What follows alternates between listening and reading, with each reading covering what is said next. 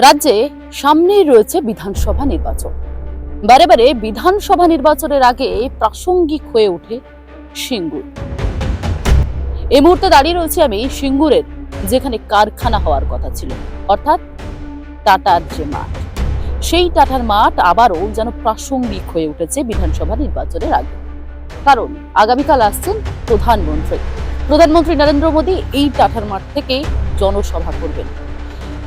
আপনারা জানেন এই মাঠে হওয়ার কথা ছিল ন্যানো কারখানা, কিন্তু সেই ন্যানো কারখানা তো হয়নি, উল্টে চাষের যে জমি সেই জমিও পড়ে রয়েছে একইভাবে। আমরা কৃষি মানুষের পক্ষে সহায় করব। আমি বিশ্বাস করি সিংহের চাকরি চলে হবে।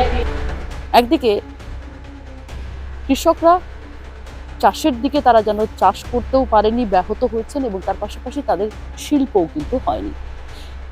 ঠিক এই যে মাঠ দেখতে পাচ্ছেন, দেখানোর চেষ্টা করব, এই মাঠে চাষ করতেন চাষিরা, এই মাঠে হওয়ার কথা ছিল শিল্প, কিন্তু তার মধ্যে কোনোটাই হয়নি।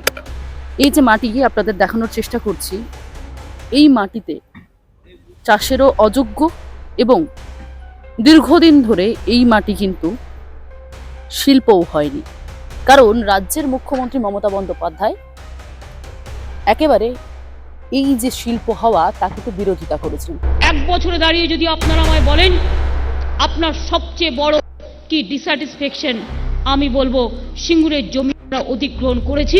সিঙ্গুর আন্দোলন এবং দুর্গাপুর এক্সপ্রেসওয়ে দুটি যেন একে অন্যের পরিপূরক।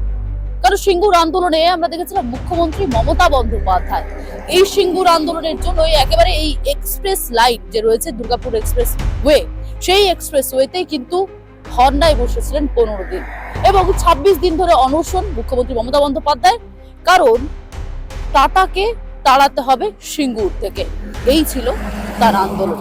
শিল্প হতে দেওয়া যাবে না, কৃষকদের জন্য যে মাঠ রয়েছে টাটার মাঠ, সেই মাঠে চাষ করবে কৃষকরা, এটাই ছিল, মানে জমি অধিগ্রহণ হতে দেওয়া যাবে না। যে জমি অধিগ্রহণ করা হয়েছিল তা বামফ্রন্ট বেআইনি ভাবে করেছিল, সেই দাবি বারে বারে তোলা হয়েছিল। তবে কি লাভ হলো? একদিকে আমি যেখানে দাঁড়িয়ে রয়েছি এক্সপ্রেসওয়ে, তার বাঁ দিকে যদি দেখানোর চেষ্টা করি, বিঘার পর বিঘা জমি দেখা যাচ্ছে, এবং সেই জায়গাগুলিতে সবুজ ফসলে ভর্তি, কারণ সেই জায়গাগুলিতে চাষ হচ্ছে। তবে ঠিক একই রকম ভাবে আমি যদি বলি, আমার ডান দিকের রাস্তা দেখানোর জন্য, রাস্তার ওপারে যে মাঠ রয়েছে, যে বিস্তীর্ণ এলাকা, সেই মাঠ কিন্তু একেবারে ফাঁকা। তবে আগামীকাল প্রধানমন্ত্রীর সভা রয়েছে বলে সেই জায়গাটাতে প্রধানমন্ত্রীর সভার জন্য যে প্রস্তুতি, সে প্রস্তুতি নেওয়া হচ্ছে ঠিকই, কিন্তু বাকি সময় কিন্তু সেই সময় থেকে বলা যেতে পারে পুরো জমি অধিগ্রহণের পরবর্তী সময় থেকে একেবারে পুরো দুদু প্রান্তর দেখতে পাচ্ছেন, সে জায়গা কিন্তু একেবারে ফাঁকা, না হয়েছে চাষ, না কৃষি, না হয়েছে শিল্প।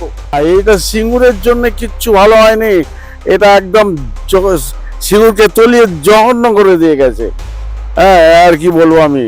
বারে বারে প্রশ্ন সেই একটাই, মমতা বন্দ্যোপাধ্যায় টাটাকে তাড়ানো এই রাজ্য থেকে, সিঙ্গুর থেকে, যেখানে একেবারে আন্দোলন করে তিনি তাড়িয়েছিলেন, সেখানে কর্মসংস্থান হতে পারতো, বেকারত্ব যে সকল জ্বালা, বেকার যুবকরা কর্মসংস্থান পেতেন, সেই জায়গায় যেভাবে তিনি সিঙ্গুর থেকে টাটাকে তাড়িয়ে দিলেন, তার জেরে বিপন্ন হয়ে পড়েছে এই সকল সমস্ত মাঠ ময়দান থেকে শুরু করে যে একেবারে সিঙ্গুরের এই জমি।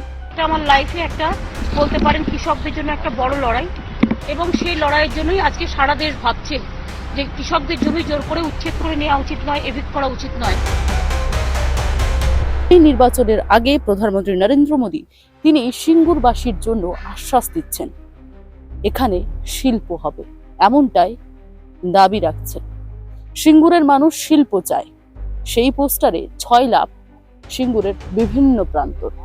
ঠিক কি কি হয়েছিল আপনাদের জানানোর চেষ্টা করব। 2006 সালে বুদ্ধদেব ভট্টাচার্য সপ্তম বামফ্রন্ট সরকার গঠন করার দিনই একেবারে রতন টাটাকে সঙ্গে নিয়ে বলেছিলেন যে এই সিঙ্গুরের এই জমিতে, এই টাটার ময়দানে, টাটার মাঠ পরিচিত সকলেই জানেন, এই টাটার মাঠেই কিন্তু একেবারে শিল্প স্থাপন করবেন বা কারখানা হবে, ন্যানো গাড়ির কারখানা সকলেরই জানা। কিন্তু পরবর্তীতে জমি অধিগ্রহণ নিয়ে সমস্যার মধ্যে পড়তে হয়, এবং তা ঘিরে রক্তাক্ত পরিস্থিতি আমরা দেখেছি, মৃত্যু, এবং তার পরবর্তীতে রাজ্যের মুখ্যমন্ত্রী মমতা বন্দ্যোপাধ্যায় তিনি বিরোধিতা করেছিলেন, এবং তার বিরোধিতা এত পরিমাণে ছিল যেখানে বামফ্রন্ট সরকার, দীর্ঘ 34 বছরের যে সরকার, সেই সরকারকে 2011 সালে মুখ থুবড়ে পড়তে হয়েছিল, এবং নতুন সরকার গঠন হয়েছিল 2011 সালে। তৃণমূল কংগ্রেস, মুখ্যমন্ত্রীর এই সিঙ্গুর আন্দোলন তার মধ্যে অন্যতম কারণ।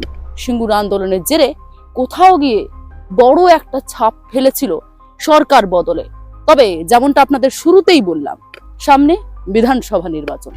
তবে কি আবারও বিধানসভা নির্বাচনের আগে এই সিঙ্গুরের মাটি থেকে, এই মাটি যেই মাটিতে না হয়েছে চাষ, না হচ্ছে শিল্প, তবে প্রধানমন্ত্রী নরেন্দ্র মোদী আসার পরবর্তীতে সিঙ্গুরে কি শিল্প হবে, পরিবর্তন হবে কি বাংলায়, একাধিক প্রশ্ন উঠছে।